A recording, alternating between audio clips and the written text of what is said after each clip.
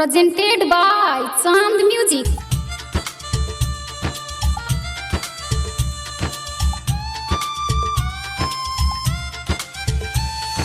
पियवा जब से शादी करके ससुराल अइले बा।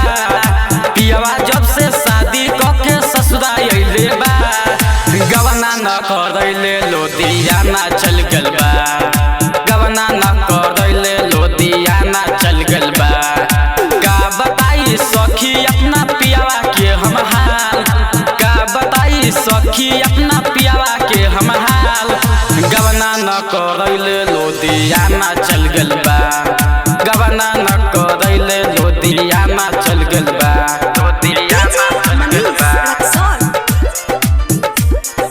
गवना न करैले Music by Surinder Suhana. गवना न करैले लोधियाना चल गल बा। केहन हम रहती नैहर में सखी यरवा से खूबे मजा उठैती। मजा उठैती केहन हम रहती नैहर में सखी यरवा से खूबे मजा उठैती।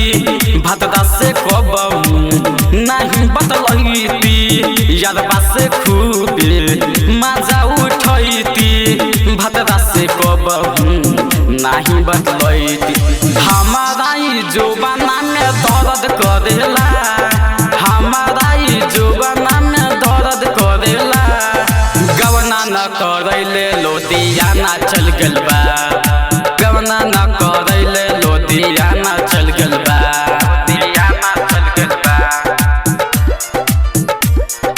गवना न करैले Chand Recording Studio, Goraita Bazaar. गवना न करैले लोधियाना चल गल बा।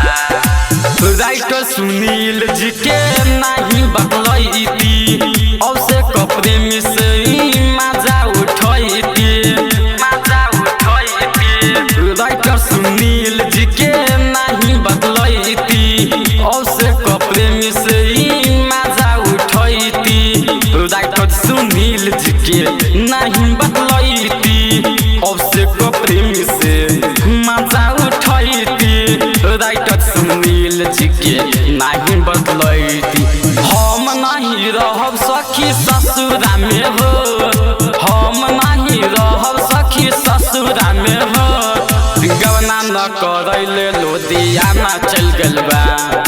गवना न करैले लोधियाना चल गल बा। Chand Recording Studio, Goraita Bazaar.